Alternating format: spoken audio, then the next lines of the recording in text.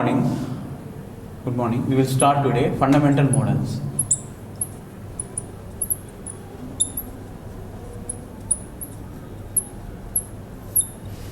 Fundamental models. So in this we will discuss three models. First one is interaction model.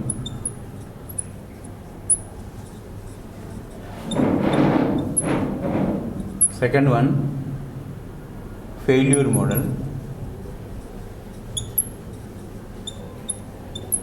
And third one, security model.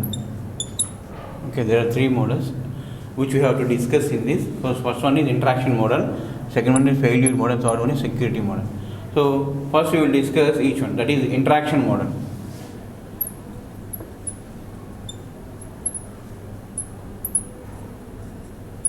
Interaction model. So in interaction model, we will see three different types of delays associated with it. That is, first one is latency. Second one is bandwidth. Third one is jitter. So what is meant by latency? So in a computer network, so latency means the time required the time required to transmit the bit from a sender and the time it received, the bit is received by the receiver. So the difference between these two times is nothing but the latency. Okay, latency is delay. Actually, latency means delay. So delay, it requires for the bit to transmit from the sender to the receiver. So how much time it will take for the bit to transfer from the sender to the receiver, nothing but the latency. So next is bandwidth. So what is bandwidth? Bandwidth means bandwidth refers to the channel. That means the amount of data that can be transmitted over the channel, nothing but the bandwidth. That is the capacity of the link, is nothing but the bandwidth. So usually bytes per second, megabytes per second, kilobytes per second, like this we will measure the bandwidth. Next is jitter. So jitter is nothing but, suppose if there is any message is during transmission, if the message is got corrupted, so that means there is some delay or there is some associated with it. So that the delay is nothing but the jitter. Okay, so jitter is due to some noise in the channel. So whatever we call it as a jitter. So this is about the different types of delays associated in a computer network.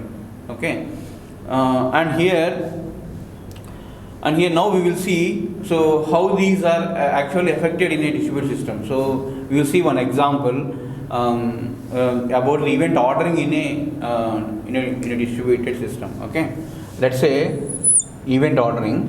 So let's say there are three persons ABC. Okay, or XYZ, whatever you say.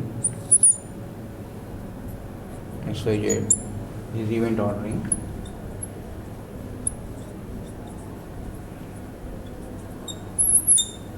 So mainly the interaction model deals with the time, that is the delay associated in the network. So let's say there are three XYZ and there is a user here.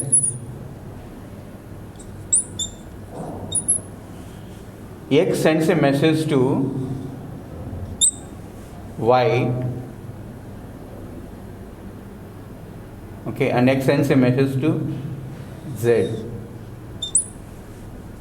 Okay, this is send. Now immediately Y sees the message and reply. Okay, let's say at this time M1.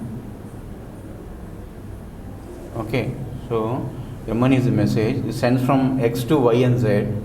Now Y gives replies to, okay, so replies to X and Z. So this is M2. And Z will see the Oh, so let's say there is a mail. So mail is sent by X to Y and Z regarding a meeting. So that is the message M1 M2, and immediately after seeing the message, Y will give a reply. Okay, so this is send again by the Y.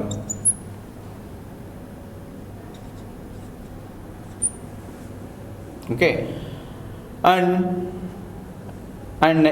immediately after some time, Z also will see the message sent by the X, and he will respond with a message to X and to Y and Z. Y.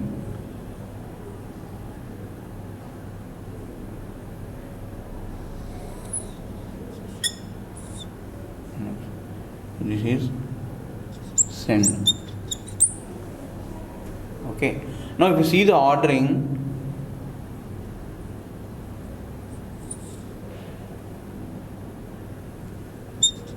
M1,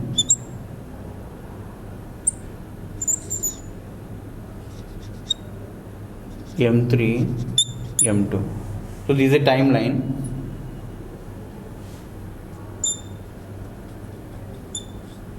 This is the activity. Okay, so what is the message we get from this diagram is, so even though the messages are M1 followed by M2 followed by M3, but it is seen by the user as M1 followed by M3 followed by M2. So this is a picture which we are depicting here. Okay, so this is the scenario. So hence what is our conclusion is, so that's why we came with the time called Lamport's logical clock. We came with the concept called logical clocks, because if you see here, there are three types of events normally we will study. So first one is message delivery, the second one is process execution, and third one is clock drift rate. So these are the three. So what is a clock drift rate? So clock drift rate is, there is a difference between the clock in one machine to another machine. Okay, so the difference is nothing but the difference between the one machine clock to the another machine clock is nothing but the clock drift rate. Okay, and message process execution, there is some amount of time consumed by the process. Okay, so for execution, so that means in a client server scenario, client send the request to the server, and server executes and send the reply. So what will happen is, there is a difference between the clock in the client and server machines. There is a difference in the process. There is also a time associated with process execution. So these are the three timings which we will consider. First one is process execution time. I mean the time is associated with three events: process execution, message delivery, and clock drift rate. Clock drift.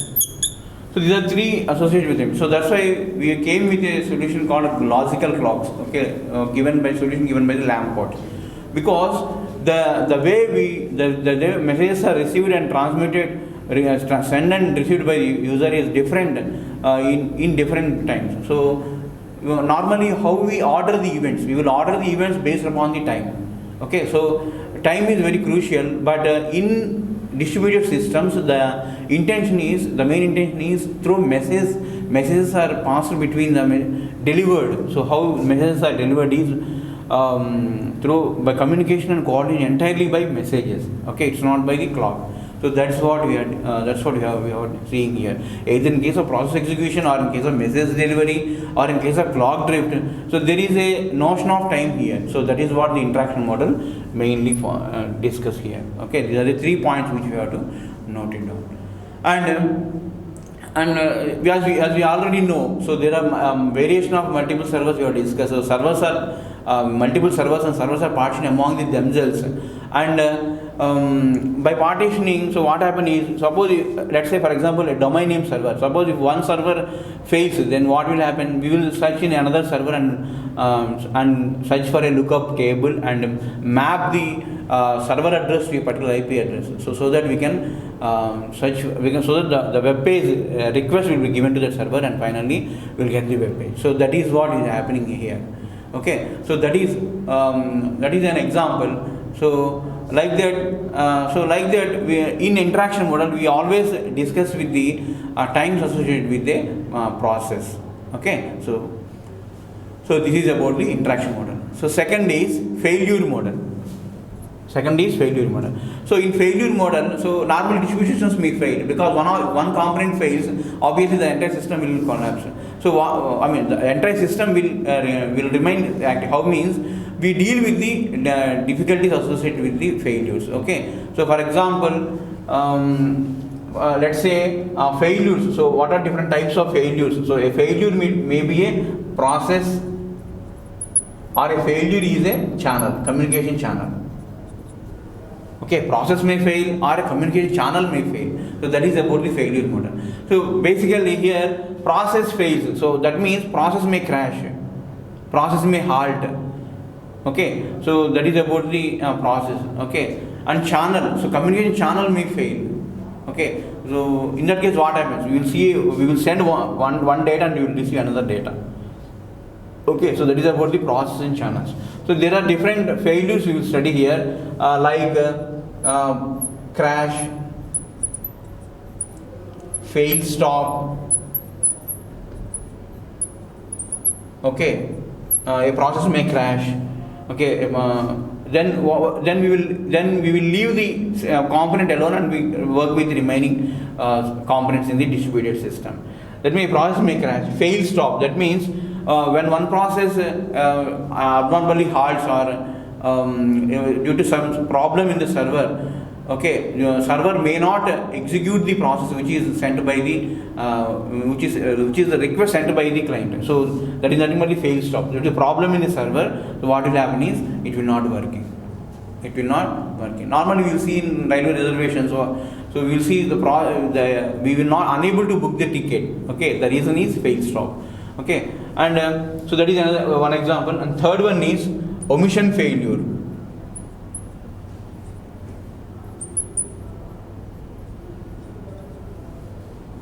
Omission failure, arbitrary failure, or Byzantine failure. Arbitrary or Byzantine failure.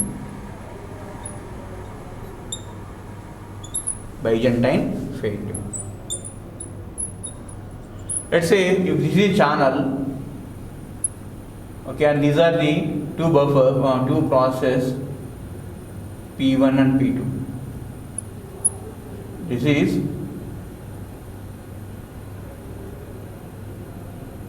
outgoing message buffer and this is incoming message buffer. Incoming message buffer. Okay, this is a channel where actually the process communicate from the one process to another process. So if the process comes here, message comes here, that means P1 sends the message but fails in the outgoing message. It does not send away from the outgoing message buffer. That is send omission failure. What do you call this? Send omission. What is send omission? Process sends the message but the outgoing message buffer will not forward it to the channel. That is nothing but the send omission failure. Second category is receive omission failure. That means incoming message buffer receives the message but P2 unable to process P2 unable to receive the message from the buffer. Process P2 unable to receive from the buffer. So then you must the receive omission failure. Receive omission failure. What are Byzantine failures? So Byzantine failures are the failures message may be corrupted. Okay, that means we send the message and the integrity. That means integrity. That means we send the message but altered. I mean, whatever the message sent by us is not exactly what is received by the other side. There is nothing but the Byzantine arbitrary. That means there is no particular reason. So there are various reasons why this message got failure. Okay. So normally CRC sums. So CRC, that is cyclic redundancy check, is the mechanism which we will adopt for this type of to handle this type of failures. Okay. So this is about the failures. failure model. So there are we will discuss channel failures and process failures. So all these are different categories of failures, and so this is about the main topics in the failure model. Next is security model. So what is security model? What it deals with? So it deals with the threats associated in the distributed systems. So if any threat is there, so how to handle the threat? So how to overcome the threat which is present in the distributed system? So that is the study of this security model. Okay. So what is a threat? Threat means something. What is a threat? So before setting a threat, you should see what is an enemy. So enemy is the one who can access to the control. Okay. So who can access and control over the distributed system. Okay, that means he can see the message which are passing between the two processes, and he can receive he can alter the message also. That means integrity is one thing. Okay, which we will discuss, validity and integrity. Okay, so these are the two things in security model, and here the important point to discuss is, so what are the different techniques which you will do. So the technique is for every process, that is whether the client process, server process, we will maintain identity. That means suppose whenever and also give the access rights to the objects. These are the two things which you are doing in security model. So for example, a client process wants to invoke an object at the server process. So what we'll do is, first client process send a request to the server process, and server process what it will do is, it will identify the principal of the client. So if it is valid, then what happens is he simply give the access rights. So and also it will check whether the particular client process has access to the objects, has the access right to access the objects on the server process. So server will check those things, and before sending to the receiver, again before sending to the client, server again checks whether he is the intended client, whether to give the result or not. So again he will check the principal identity. So client will check the server's principal identity, and server will check the client's identity. Okay, so like this we will do the mapping. Okay, so that is about the security model. And another important point here to discuss is, it may happen that even though the message we transfer, so it may get accessed with false identity. Okay, that is happened. So that is one of the thing which an enemy can do. Okay, he can check the identity of the he can change the identity as a false identity. So he can create a false identity and he can send it to the server so that he can access the objects, or he can get the result from the server. So that may happen. So all these things can be circumvented, okay, by using certain techniques like authentication and shared objects. Okay, so secret key and shared objects. So that means whatever the suppose before sending the client, so he will save the secret to the server, to the other side. So like that, when other side accesses the and also checks the secrets which provided by the client, then only the access is permitted. Okay, so that means secret and shared objects. So that's the way. So the secret key. So at least he should the sender and receiver. So at least the sender should give an understanding that he knows the secret, and so that the server can give the access rights to the sender. Okay, so that is another way to circumvent this situation in case of security model. Okay. And other type is authentication. So authentication means only valid users can access the system. That is nothing but the authentication. So authentication is one technique which we learn. And another technique is encryption. That means, what is meant by encryption? Encryption means instead of sending the message as it is, so what we will do is we will do some scrambling and apply some technique so that it will be sent in a different format to the receiver. So that is another way. Okay. So first is through authentication we will provide security, and second is through encryption we will provide the security to the user. Okay. So these are the two different ways of it. And you see terms like threats like denial of service. So what is meant by denial of service? Denial of service means so doing excessively the resources, and so that the client may not be able to access the server to accomplish its request. So okay, that is about the denial of service. So even the server, even the client, the actual intended sender cannot access the server. Okay, so enemy will come and he completely send the packets, infinite packets he will send. So in the network he cannot even receive the request. Even the client cannot receive the request, receive the reply from the server, or cannot send the request to the server. So denial of service. Denial means denying, opposite of accessing. So that means he cannot even actually access the resource which is actually required. So that is the situation. The situation is created by an enemy. So enemy can can flood the network so that he cannot access the service of the server. Okay, so this is another term which we will use in the security model. Okay, thank you.